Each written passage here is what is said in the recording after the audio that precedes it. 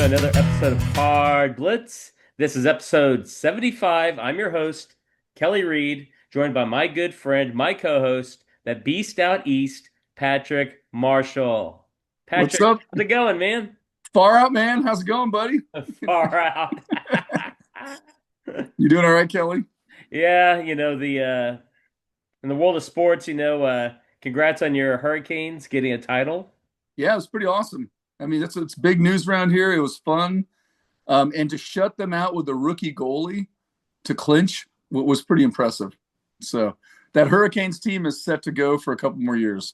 I think all the guys are signed for like 2 or 3 more years. So look out, Well, NHL world. selfishly, hopefully, my Dallas Stars and your Carolina Hurricanes can meet up in the Stanley Cup next year. Dude, I'd love it. I mean, maybe I would take a road trip to Raleigh and pay like $800 for, series the first playoff series to go to a game.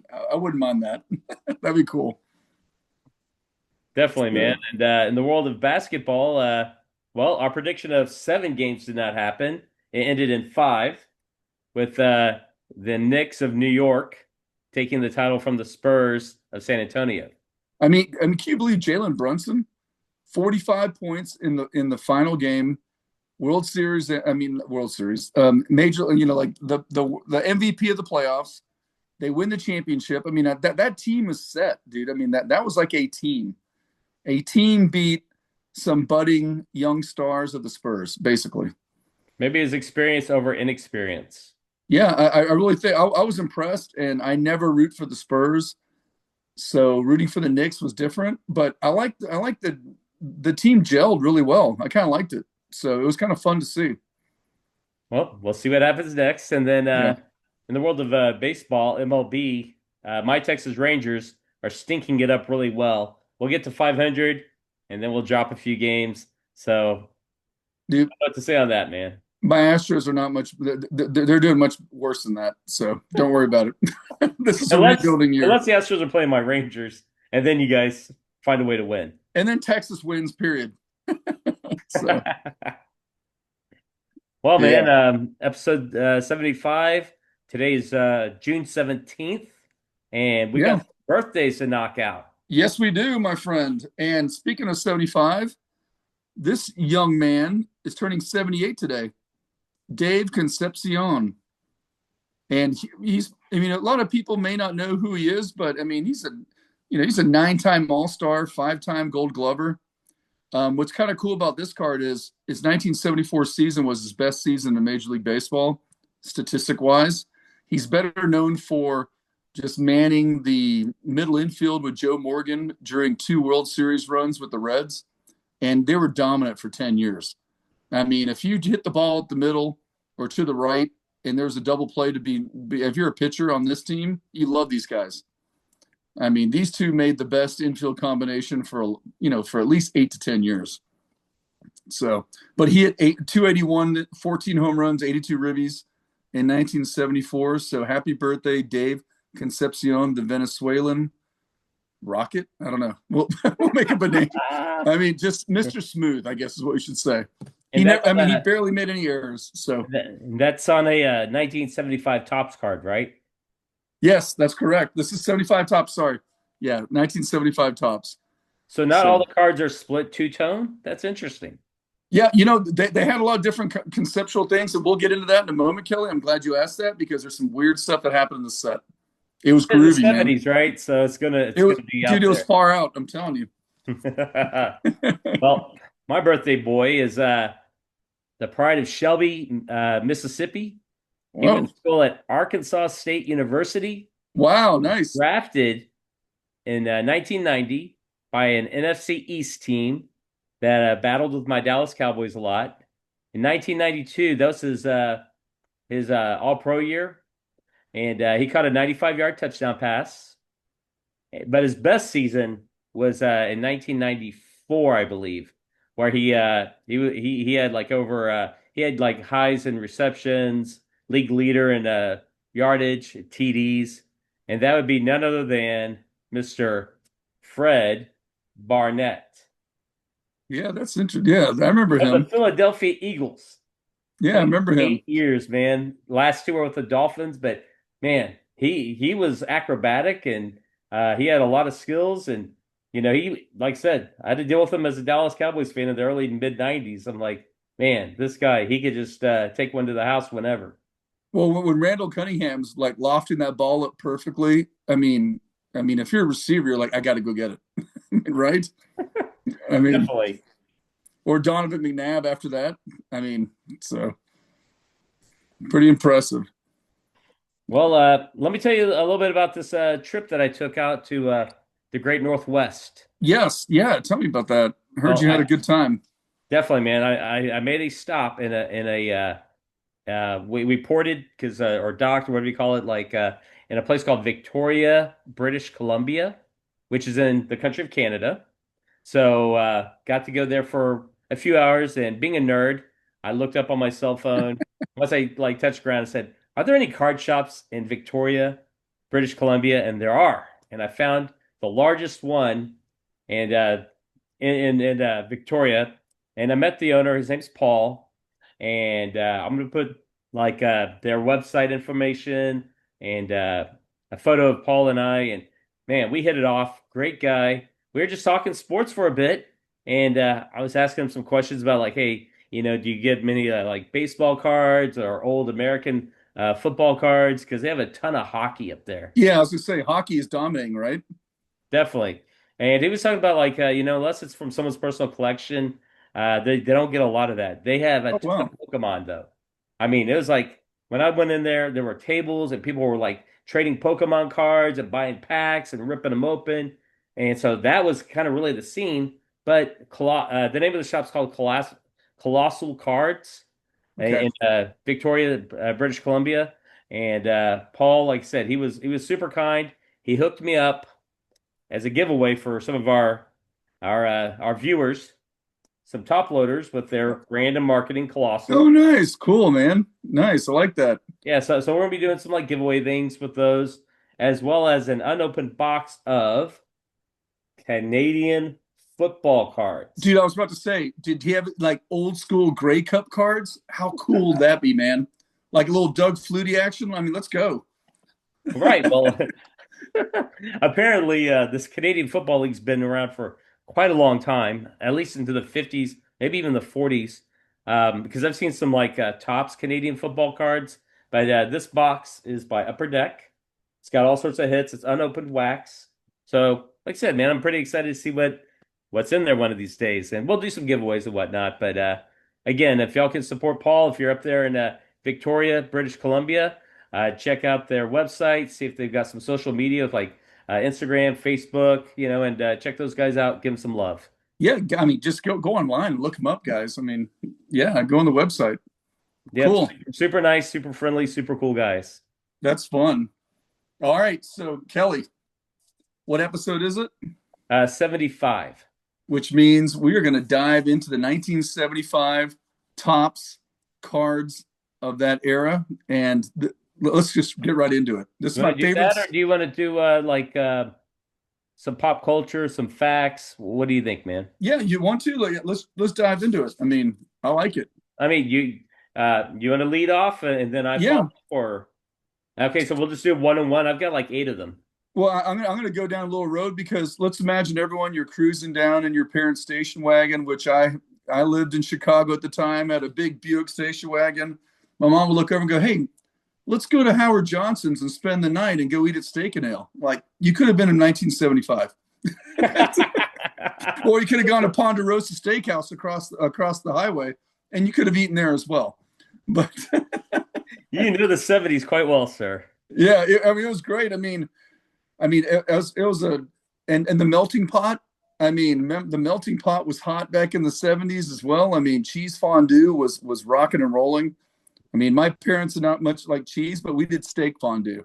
Now, don't call us snob or anything, but that's just kind of the thing that my dad rolled with. So it was kind of fun. Well, on a cruise ship once, I saw they had chocolate fondue, like a little fountain thing, and Oh, with the I'm gonna, banana? Yeah, you did. Yeah. Yep. I think I'm gonna pass on that. But hey, teach their own, man. Yep. Which is cool. So, but yeah, apparently, go some pop culture. Taco Bell was the number one fast food restaurant back in the day in 1975, which surprised me. I had no idea that longevity was there, but apparently it was super popular. And shout out to Wendy's. They opened their 100th store in 1975. So I had I no love idea. fast food. Yeah, did you know that? I didn't know that. It was pretty Uh, cool. no, I had no idea, but I do support Taco Bell down here in Dallas sometimes. And, I have had a Baconator once, so definitely I've done the Wendy's thing too, man. Uh, Nice. For me, the big fact, sports wise, I like to get into is Super Bowl IX was played in January, and the Pittsburgh Steelers won their first of four Super Bowl titles against the Minnesota Vikings with a score of 16-6. And that was Bud Grant, I think, was the coach of that team. Yeah, definitely, man. Yep. That the Vikings like going down, but the Vikings had a great team. But when I think of the 70, when I think of 75, I think of like, listen, what kind of music was going on? I mean, Bohemian Rhapsody by Queen was rocking. Everybody knows that song. But Born to Run by Bruce Springsteen. But the one that really caught me was a song that I used to sing in the back of that same Buick station wagon was Glenn Campbell, Rhinestone Cowboy. I knew all the words. I'm a rhinestone cowboy. I mean, it was great. That's But awesome, man. All the hits. yeah, and I mean, if you're a rock and roll guy, Aerosmith, Walk This Way first came out in 75. I was blown away to notice that. I mean, that's pretty cool. Pink Floyd, Wish You Were Here. I mean, these are some classic songs That's that, their debut album, I believe, right? yeah, yep, 1975. And then the Bee Gees, Jive Talking, you know, good Yeah, yeah. stuff. Disco, man. Yep, good stuff. Right on, Kelly. Well, hey, in the world of NBA, the Golden State Warriors, they swept the Washington Bullets 4-0 that year to take the title. Nice, nice. That's And then good. in the world of baseball, the Reds over the Red Sox, which I'm sure you're quite familiar with your baseball cards, 4-3, uh, Game 7, Game 6 heroics. But back in the day, but yeah, went to Game 7 and the Reds prevailed. I think in the top of the ninth, and so Wow, they 4-3. nice. And if you're like at home watching that, you were probably eating cheese balls because they were pretty popular back in 1975. A big old can of like blue Planters cheese balls. I remember those as a kid. It was awesome. I wonder if they still make those things.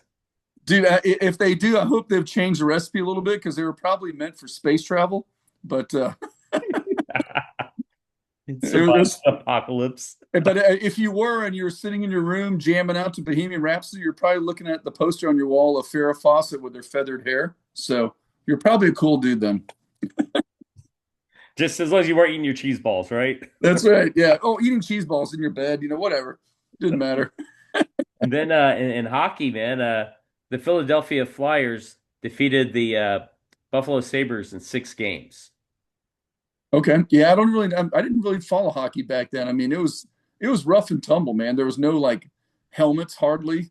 I mean, it was No, like, that's just old school hockey, and I'm sure we have some viewers that know about hockey. So, and I went to this place called Canada and went to British yeah. Columbia, to Victoria, where they had a ton of hockey everywhere.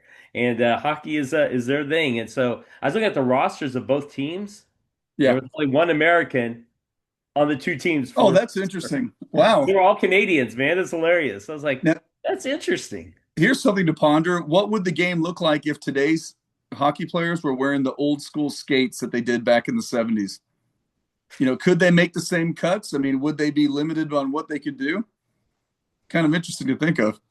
I did not know that ice skate technology had progressed so much in the past 50 some odd years. So Yeah, I mean, it's just kind of cool. I'm not a hockey guy, but it's kind of cool. But if you were in 1975, did you know a loaf of bread was only 36 cents? I That's did kind of not know interesting. that. A dozen eggs was 68 cents. It's kind of cool. And then a gallon of milk was $1.50, which surprised me. I thought it'd be a little bit less than that because milk hasn't really changed that much. Half gallon, 79 cents. I think you can get an Aldi for like $1.25. So today, so that was kind of interesting. I think that goes back to economics and supply and demand. And, a lot of folks are not drinking milk these days. So the demand has dropped. Therefore, the supply, the price point, that equilibrium point's got to It to doesn't meet do a there. body good. Yeah, that's right. So Well, one thing I was unaware of until I was doing some research, but in 1975, Frank Robinson became like the first African American MLB manager when he took yeah, over the Cleveland Indians. that's pretty amazing. I had no clue, man. I'm like, whoa, we had to wait till 1975 to have this It, happen. dude, it took that long, which is crazy. Yes, I agree with you. But the I good mean, thing for that's Frank was he won that debut game as a manager over the Yankees. The wow. Indians they won let's see what was it? It was 5-3. 5-3 Indians over Yankees in Frank Robinson's managerial debut. That's crazy. Can you dig it, man? Wow. As I throw in some apparent slangs from the 1975, Yeah, but try it's that these days. Can you dig it? See what happens. can you dig it? Excuse me? Dig what, sir? I dig. Yeah, that's pretty cool. So, I mean, but speaking of 1975, I mean, should we just go right into it? I mean, like, dude, I mean, I've got some cards to share. Are you Well, guys ready? I've got one other fact. Okay, well, yeah, One that I think is very kind of tied in with pop culture. Uh, Muhammad Ali, yes, I'm Joe glad you brought that Frazier, up. Yes, thank you. Thrilla in Manila. That's right. Man, it went 14 rounds when I was like reading about it, and for Ali to come out on top, 14 rounds. You never see that these days, man. Did you know that Smoking Joe Frazier's like manager, like Arnhem or whatever his name is, who was in the corner, said he can't come out. He can't come out. And Muhammad Ali won that fight sitting on the bench or sitting on his stool, going, "That was the closest thing to death I've ever experienced." He was quoted as saying, one of his quoted saying that. I was like, 14 rounds will do that to you, I man. mean, can you believe that? I mean, and Mm-mm. Frazier was not that big of a guy. He was like maybe 205 pounds or something like that. But he had a blistering left hook, and him and Ali had some battles. So Well, and Ali that year, he had already boxed like four previous matches before the Thrilla in Manila. yeah, Boxers today, I don't know their training and their schedule, but I imagine they don't fight more than twice a year. and here's something really cool, Kelly. So when we moved overseas to Houston, I was clearing out some stuff, and I mean this is like years ago. We're in Houston. I'm like, it's about 10 years we lived there. I was clearing stuff out of a cabinet, and I looked underneath, and there was some newspaper that my mom would wrap stuff in. And I pulled it up. It was the sports page of Thriller in Manila from 1975. Do you still Yeah. have it? Yeah. I got to find it. I was trying to find it for you guys, but I couldn't find it. Man, that Yeah. is awesome. It's I'm sure somewhere you'll in find it one of these storage. days, man. That was just wrapping something, you know, That's what they did, man. it was wrapping an ashtray, dude. That'll tell you what's going on right there. Where you can smoke on planes. Or birthday presents getting wrapped up with the funny pages on Sunday comics and stuff. So, Yeah, I mean the crazy stuff, but I mean that was amazing. That was boxing lore right there. Pretty cool. well, hey, I can dig the idea of you getting into like some 75 tops baseball. So let's All rock right, and roll. out of sight, man. Let's go. So the 1975 top set had 660 cards, and personally, it's one of my favorite sets ever. And I have the full set. It's probably very good to maybe excellent to near mint. I'm still working on trying to replace cards, but this set it's amazing. I mean, I'm just going to touch on the rookies. Keith Hernandez. I mean, legendary player, Cardinals and Mets. I mean, he starts off the quest of rookies. I mean, rookie infielders 1975. They had quite a few of them. Rookie outfielders, Jim Rice. Everybody remembers Jim Rice for the Red Sox. I mean, he was a stud. I mean, Hmm. these are like players. When I grew up, we should probably backtrack. When I grew up in the 80s, these were all the players that were all stars already. I mean, they were dominating baseball. Gary Carter. You forget Gary Carter, like rookie catchers. I mean, another rookie card of the 1975 tops. And an expo on top of that. Yeah, yes, pretty cool. And then let's don't forget Mr. Freddie Lynn. I Mhm. mean, just like an unsung kind of like player from the 70s that just was full of power. I mean, he was a great player. I mean, I think he hit the first home run as a rookie in the All-Star game. It could have been a grand slam if I'm not mistaken, but Yeah, he had a great career too, A man. stud. He was a good player. And then we get to this guy, another rookie from the 75, Robin Yount. He was 19 years old when he debuted for the Brewers, and he never lost his starting position. I mean, he just played, I mean, he played something like 19 years, 20 years. I mean, pretty amazing. I Hmm. mean, this is when baseball players were being like, I mean, they came out of the woodwork. They were like amazing. And not to forget this man as well. Look at my old container. With the Rookie rookie card card. nomenclature on it, Are you kidding the me? label. This was my prized card back in the day, man. George Brett. I mean, you got to be kidding me. I mean, this guy was amazing. Probably an all-star for I 15 think years his in a row. batting average and clutch hits and World Yeah. Series title and yeah, man, and late from the mid 70s and till he retired. I mean, even in the mid 80s, he was going strong and he The was closest guy to fiery. get to He four. was the life of that Royals team, Yeah, man. closest guy to get to 400 in the last like 30 years. So Him and 390. him and I think Tony Gwynn. I Yeah. think they had some battles, but yeah, no, man, George Brett's that's awesome. Yeah. And that's just the rookies, guys. I mean, this set was chock packed. Then you have your all-stars, which my personal favorite, which you guys already know, Mr. Nolan Ryan, stud. Angels card. I mean, you see the two when you go back to the two-tone, Kelly. So the Yeah, purple and the pink, which I'll get into in a moment on how unique this set was. And then this man right here, Brooks Robinson. Dude, back in the day, this is towards the end of his career. He was a 19-time All-Star by this set. I mean, that's amazing. you I can mean, you just think of, pencil him in every year, All-Star game. yeah, I mean, just amazing. I mean, pretty cool. And this man, you commented on the Reds earlier, Kelly. Pete Rose, World Series MVP. I mean, he was amazing. I think that would have been a super hot card to have back in the mid 70s. I mean, pretty cool. I mean, Hmm. this guy did it all. And a So, color match on top of it. yeah, well, yeah, they actually made it work on that one. But here's some really cool ones. So we've touched on this before, Kelly, but this man right here, Herb Washington. I got to get that card. I got to get Yeah. that card. So he was like signed as a pinch runner. And it's the first time ever in baseball and Topps history that they have a pinch run player. Do you know that in 2 seasons he stole like something like, I don't know, 28 bases and scored like 33 runs, something like that, 31 runs in 2 seasons with the A's. That was his career. Dude, I think he went like 131 games with like no hits ever. Yeah, He's pinch running, man. he just brought in. Greatness. But I'm surprised that many games he only scored like, a third of them in runs. So, and back in the day with the A's. So I thought Someone's got to drive him in. Someone's got to, they need RBIs. yeah. And then this is a cool card too. So Barry Bonds, what's kind of unique about the 1975 Topps set, it was so quirky and unique with the different color match. He was a San Francisco Giant his whole 1974 season. They airbrushed the Yankees cap on him. I mean, you can't really Roll see it Bobby on there. there. But and then his borders are green and yellow for no apparent reason whatsoever. Doesn't match any of the team, any of the colors or anything like some of the other cards.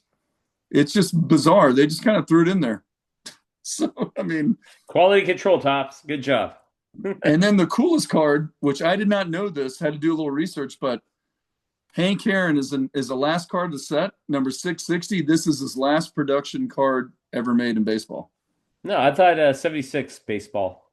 So his 75 was his 75 card, but his 76 card, I don't know. There's something about this card that was his last what he was playing. I don't know if he Maybe, played. yeah. And then they might have came out 76 as like a Right. tribute. Hey, So his last playing card that represented Hank Aaron was this one. playing days. Okay. I had no idea. Cool, man. This is the greatest quirky set you'll ever love. I mean, if you love colors, this is it, man. And this is the last card in the set. I don't know if that's just a premonition or the way that this was done. I mean, yeah. Who knows, man? it's wild. I mean, I love it. Dude, It makes you want to. It makes you want to dive into it more, but I mean, pretty cool. And yeah, you're slowly just kind of improving on cards here and there. Yeah. Right? I mean, I'm totally like, these are excellent. I started off with a very good to excellent set. So when I was in high school, my dad said, hey, I was like 16, 17. He goes, hey, what do you want for Christmas? I'm like, I don't know, a 1975 Topps set. He goes, say what? What are you talking about? I never even heard of that. Yeah, that's what I want. He had a buddy of his that he worked with at Amico back in the day in Houston who actually collected cards. And my dad made a deal with him, and I think he bought this set for $200 in very good to excellent condition, the complete set. And I've replaced them. I've started upgrading some cards back in the day. Then put it aside in college, and after years at Beckett, never touched it. And then 4 or 5 years ago, decided to take it all out of binders and put it in these top loaders to preserve it for my kids. And I've just slowly been upgrading as I go, trying to find near mint to mint cards. And it's been fun. It's kind of an adventure. So I don't think it ever ends, to be honest. you can always upgrade in different combinations up to 660 cards, depending on 2 or 3 different grades. I mean, it's going to take a while. so Hmm. so But no, but dude, that's where your passion is that 75 set, and you're working on it. And theme of this episode, 75. So it hand in kind of hand. set the tone for my collecting. Like I wanted that set, and it was just totally before my time. But I'm like, I just became attached to it, and I think people who collect that set have the same feeling. It'll just jump at you. So it's pretty cool.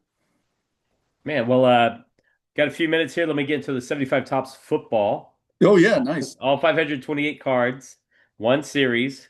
Um, when they were released, they were 15 cents a pack. In today's dollars, I think it's probably worth about $1 a pack.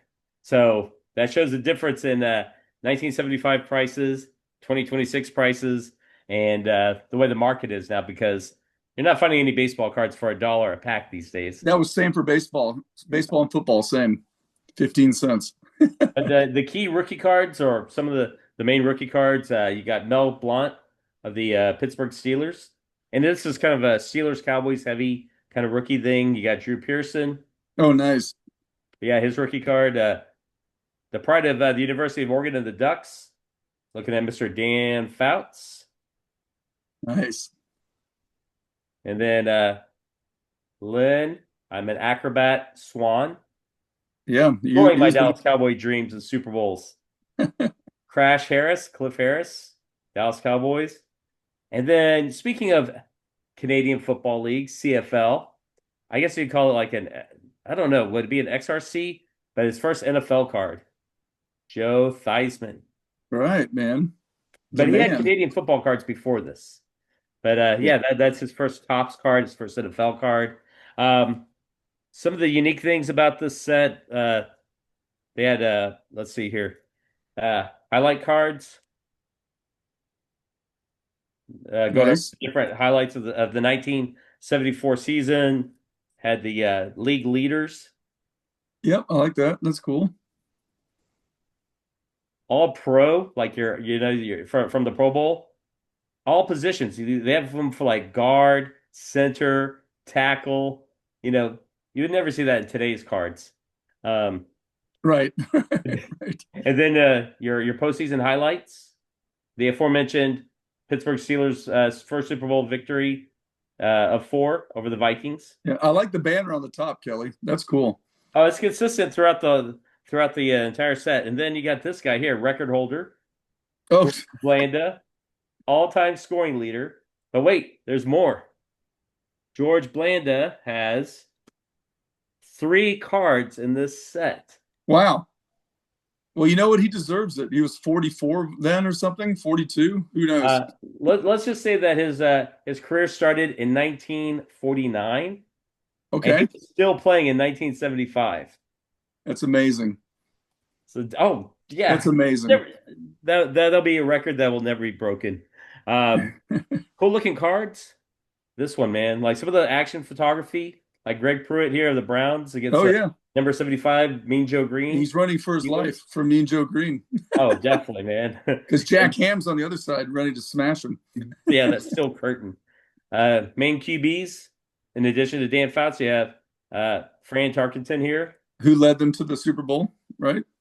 Bob Greasy, still Oh, doing nice. in Miami, Kenny the Snake Stabler, Oh, yeah. He has some good years. Yep. That's a nice card right there. Terry Offcut, Miscut, Bradshaw. Does he not have any numbers on his jersey? What's going on there? I guess they airbrushed that out. Wow. Chuck Noll made that happen. And then a couple of seasons from his single season rushing record. But yeah, Mr. O.J. Simpson, Yeah, actual that's a cool looking card. I like it. definitely, man. And then my childhood hero, Roger, Captain Yeah, America here, 1975 Topps football card. nice. All right, man. Well, as we're kind of winding down, I got to stump you real quick, Okay. and Yep, go for it. it's tied into this one. It's called Canadian football, Oh, the keep on Canadian trucking, Football man. League. All right, here we go, man. Which Canadian Football League team has the most Grey Cup titles with 19? So this Grey Cup title holder, 19 of them, franchise, Canadian Football League, you have four choices. Now, Okay. do you just want to throw out an answer, or do you want me to give you your choices? I'm feeling Winnipeg Blue Bombers, but go ahead. Go ahead and give me some choices. All right. Is it A, the Ottawa Rough Riders? Okay. Is it B, the Edmonton Elks? Is it C, the Toronto Argonauts? Is it D, the Winnipeg Blue Bombers? It's C or D, I think. I'm gonna go with my gut. I'm gonna go with D. All right. If you said the Winnipeg Blue Bombers, like 34.3% of America, you are wrong. Oh, They have 12 titles. oh man. The Edmonton Elks have 14. Really? Oh, The Ottawa Rough Riders have 10. okay.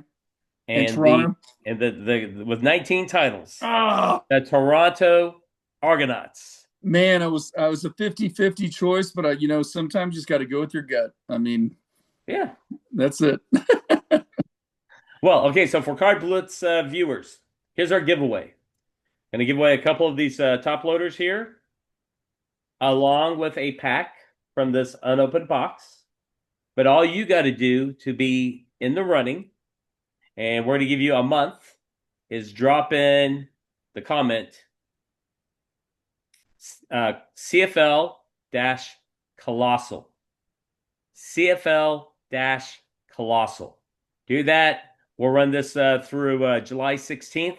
We'll do the drawing on the episode after that for a couple of top loaders that say colossal Out of sight, man. and a pack from this unopened upper deck box of Canadian football cards. Sweet. So yeah, no, it's just our way of giving back. Paul was so cool to hook me up. I want to spread the love. It's a hobby. We're all in it together. So yeah, let's do that. Yeah, can you copy? Come on, guys. Let's go. You dig it? Yeah. Keep on trucking, baby. There's some good vibes, Kelly. Most Right definitely, on, man. Drive Turkey. The mid 70s, man. I was going to ask you, what was the most popular movie back then?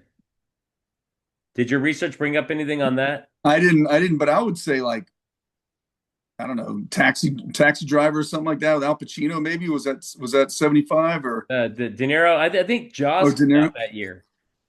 No, Jaws came out 70, yeah, 75. You're right. Yeah, and That's right. I mean, I don't know if that was like the most popular movie, But but dude, that was a big one, Jaws. it was a landmark movie, that came out.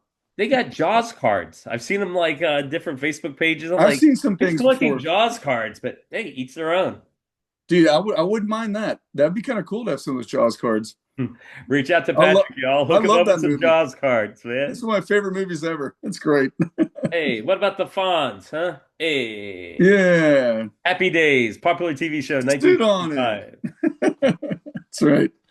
Well, on that note, Card Blitz fans and viewers, thank y'all for watching. Please like, subscribe, tell your friends. Patrick and I, we are trying to grow this thing, so appreciate all the help we can get. Yeah. Dig? Awesome. Yeah, that's right. Can you dig it? Let's go, baby. All right, then I'm signing off. We're out. All right. See you guys.